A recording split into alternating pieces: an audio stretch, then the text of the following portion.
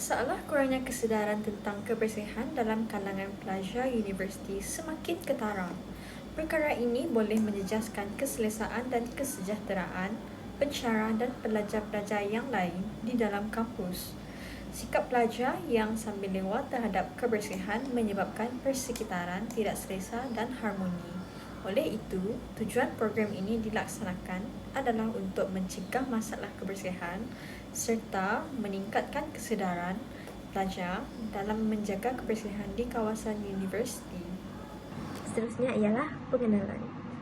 Menjaga kebersihan merupakan satu amalan yang mudah untuk dilakukan dan ianya sangat penting, tetapi ianya juga sering dipandang remeh oleh segelintir pelajar di universiti. Hal demikian telah mengakibatkan berlakunya persekitaran yang kotor di dalam kawasan universiti.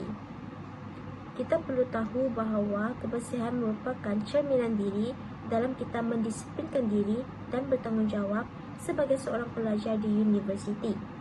Namun, kini terdapat juga segelintir pelajar yang sering membuang sampah di merata-rata tempat dan tidak menjaga kawasan kediaman mereka dengan bersih. Menjaga kebersihan bukan hanya tanggungjawab satu pihak sahaja, namun menjaga kebersihan juga merupakan tanggungjawab bersama. Kebersihan di dalam kawasan universiti amat penting untuk mengelakkan berlakunya ketidakselesaan di antara pelajar, terutama sekali di dalam kawasan belajar dan juga asrama. Oleh itu, projek ini dapat menjadi inisiatif bagi memupuk amalan dalam menjaga kebersihan di dalam kalangan pelajar. Objektif projek ini adalah untuk mewujudkan persekitaran yang bersih dalam universiti. Yang kedua, meningkatkan kesedaran sivik dan tanggungjawab sosial dalam kalangan pelajar. Dan yang terakhir, meningkatkan keselesaan pelajar dalam kawasan pembelajaran. Program ini akan dijalankan pada 12 Desember 2025 bersamaan dengan hari Jumaat.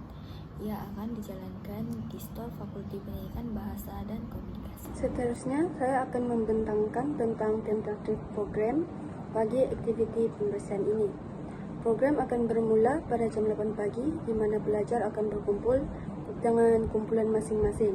Pada masa ini, pengarah dan pembantu pengarah akan memberi penerangan tentang projek serta pembahagian tugasan kepada setiap kumpulan.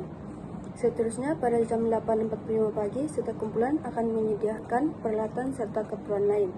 Ahli jawatan kuasa akan membantu dengan mengakhirkan peralatan kepada setiap kumpulan agar aktiviti dapat dijalankan dengan lancar. Seterusnya, aktiviti pembersihan akan bermula pada jam 9 pagi. Setiap kumpulan akan melaksanakan tugasan pembersihan mengikut kawasan dan tanggung jawab masing-masing.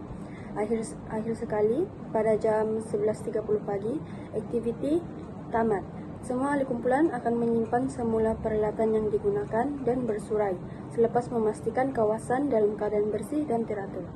Seterusnya, saya akan membentangkan tentang kumpulan pelajar, sasaran dan peserta bagi program ini. Bagi program ini, seramai 28 orang pelajar daripada Universiti Malaysia Sarawak terlibat secara langsung dalam pelaksanaan. Selain itu, bilangan sasaran bagi program ini ialah 20 orang yang terdiri daripada individu yang menjadi penerima manfaat atau kumpulan sasaran utama program ini. Secara keseluruhannya, jumlah peserta yang mengambil bahagian adalah seramai 28 orang, melibatkan pelajar-pelajar UNIMAS yang bertanggungjawab menjayakan aktiviti sepanjang program dijalankan. Kita beralih kepada ahli senarai jawatan kuasa pelaksana dan senarai tugas. Yang pertama, Dr. Din Yokailiang selaku penasihat, Nur Fariza Nadira binti Irma Sazali selaku pengarah, Nur Safika binti Burhanuddin selaku penolong pengarah, Nur Akila Syafia binti Alias selaku setiausaha, Nur Ifa Syahira binti Abidin selaku bendahari, Nur Alia binti Usaman dan Nur Syafiza binti Muhammad Syah selaku ahli jawatan kuasa pelaksana. Kita beralih kepada anggaran kewangan bagi projek ini. Yang pertama, barang yang diperlukan ialah kain. Kain berharga RM5 seunit dan diperlukan sebanyak 3 yang berjumlah RM15. Yang kedua adalah air mineral yang berjumlah sebanyak RM25.20 hanya diperlukan seunit. yang berjumlah RM25.20. Yang ketiga, plastik sampah yang diperlukan sebanyak 3 unit yang berharga RM5 dan berjumlah RM15. Jumlah bagi keseluruhannya ialah RM55.20. Peminjaman peralatan terdapat 2 item, iaitu item yang pertama ialah penyapu dengan jumlah kuantiti 4 dan kedua penyedok sampah dengan jumlah kuantiti yang sama 4.